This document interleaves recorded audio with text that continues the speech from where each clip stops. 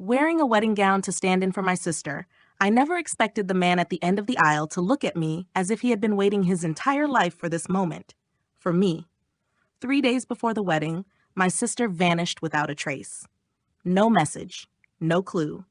All she left behind was a trembling handwritten note with one short line: "Help me this time. He was never the one I wanted." No one asked for my thoughts. No one waited for my answer. They looked at me, her sister, a woman who resembled her 80%, and with a few minor adjustments nodded and said, "This will do." I said nothing.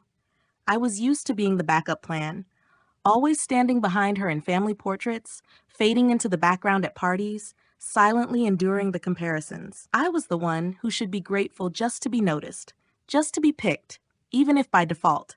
So when they asked me to stand in for her, just temporarily, I nodded. The gown was ordered in a rush that very afternoon. A makeup artist and hairstylist arrived to transform me into her. Everything was flawless, except my heart, which felt hollow. Sitting alone in the bridal room before the ceremony, I stared at the mirror. The bride staring back at me didn't feel like me, or her. She was no one at all. "Is the bride ready?" A voice called softly yet firmly. I nodded, lowered the veil, and the door creaked open. Music began to swell. A soft floral scent brushed past me as the chandeliers glittered like a dreamscape. I walked the red carpet, past curious stares and whispered rumors, and finally stopped in front of him. Tum. They called him the Prince of Finance, the sole heir of the Tun Corporation, revered and feared in equal measure. Cold, untouchable, scandal-free, and here he stood across from me. My skin prickled as I met his deep dark eyes like a frozen lake in winter. Still, quiet, unfathomable. I looked down, unable to hold his gaze. "No need to bow your head." His voice was calm, neither surprise nor angry, no confusion, just quiet certainty. I looked up, he studied me, then spoke slowly. "She's not you, is she?"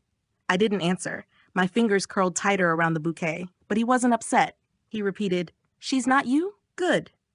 Panic surged through me. How could this be? He knew, and still the ceremony went on. No rage, no annulment, no accusations. Did he not care? Was this all just a formality for him? A political marriage on paper? I repeated to myself, "It's only 3 months, then divorce." That had been the plan. The ceremony flowed smoothly, signing the registry, toasts, photos, cake, everything executed with mechanical precision, my life laid out like a spreadsheet. I ate nothing, spoke to no one. I stood quietly in the corner, watching him smile politely, raising a glass for each guest. He probably doesn't even know my name, I thought. At the end of the reception, I followed a servant upstairs to the bridal suite, luxurious and cold, 4 times larger than my entire apartment. I was about to head into the bathroom when the door creaked open again. He walked in. I jumped, startled. He remained calm, composed, still impeccably dressed. "Don't worry," he said quietly. "I won't force anything on you. We just need to act the part for a few months. After that, you're free." I clenched my fists, then nodded. "Thank you," I murmured. He studied me for a long moment. Then gently, "But there's one thing you should know." I looked up. No matter who you replaced, to me, you were never a replacement. That night, I couldn't sleep. I lay under the covers, watching his silhouette, broad-shouldered, still sitting at the desk, the lamp casting soft shadows on his back.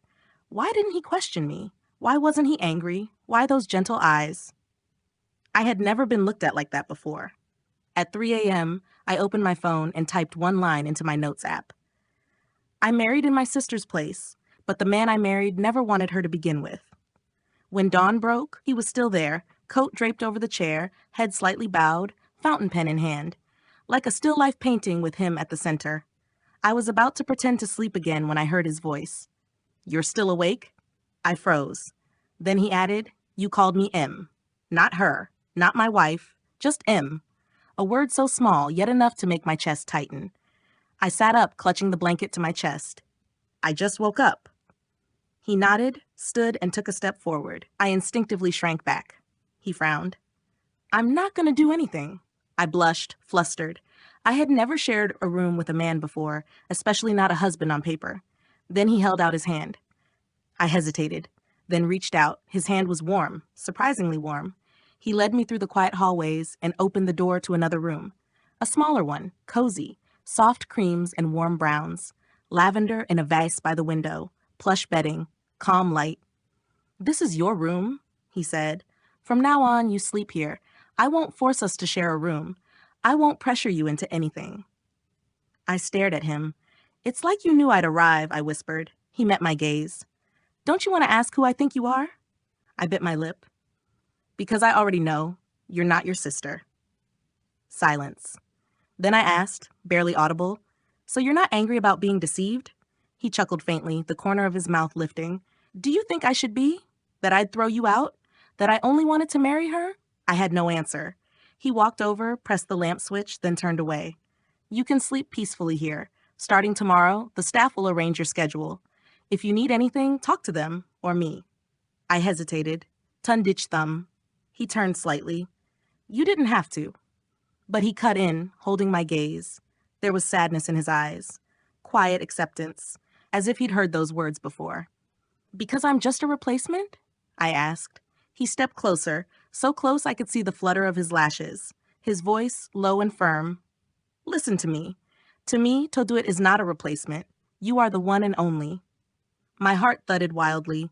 He turned, leaving me alone in the room he had carefully prepared. That night, I couldn't sleep, not from fear, not from unfamiliarity, but from that one sentence echoing in my chest, "You are the only one." No one had ever said that to me. I had always been the quiet one, the obedient one, the backup. But now, for the first time, someone saw me, not as her shadow, not as a substitute, but as me. A few days later, things turned awkward again. It started the moment Tundishthum finally arrived at dinner. He stepped in, unbuttoning his cuffs. "Sorry I'm late. Traffic jam." His eyes flicked over me, pausing just for half a second, before turning to Chilyin. "Can't believe you still remember the way here." She smiled gently. "I remember it well. I've been here a few times before." Her words floated in the air like barbs. I sat quietly, sipping water, barely speaking. I simply listened. Chilyin did most of the talking. Tundishthum answered occasionally, politely, never more than a sentence or two. She was trying. I could feel it, in her tone, her eyes, the way she tilted her wineglass toward him with every toast. I kept my head down, silently picking at my food. Then, just as I stood to excuse myself to the restroom, her voice stopped me cold. Did you know? The person Tundishthum invited to Paris that year wasn't you. It was your sister." My body stiffened. My chest ached.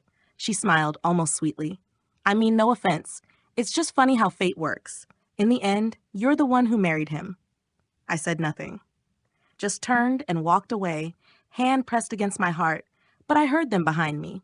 Can a man like him even love someone? I saw something in his eyes. He looked up at that moment, met my eyes, and then said loud and clear, "Maybe I am falling in love with you." I froze. My heart skipped. He smiled faintly. "Didn't think I'd say that in front of you." He turned to me fully, his voice softer now. "Finished eating? Come home with me?" The drive home was silent. I sat upright, staring out the windshield, but my thoughts spun like a storm. I didn't want to ask, but I couldn't stop myself. "Is she your ex?" He didn't look at me, just furrowed his brows. I nodded again. "Did you ever like her?" He pulled the car to the side of the road. The street was dark, empty, still. His voice was low. "I don't like being compared." I bit my lip. "Sorry." After a pause, he turned toward me. "Do you feel that way? Like you're being compared to her?" I said nothing. I didn't want to lie. He reached for my hand, warm and steady.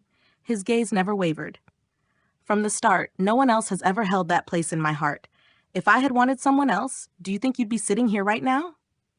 His grip tightened, voice firm. "I choose carefully. No one replaces you. No one even qualifies to be compared. They were never the standard." My heart trembled. I looked at him, wanting to ask more. But he squeezed my hand and whispered, "Don't let anyone else make you doubt who you are. You belong to me,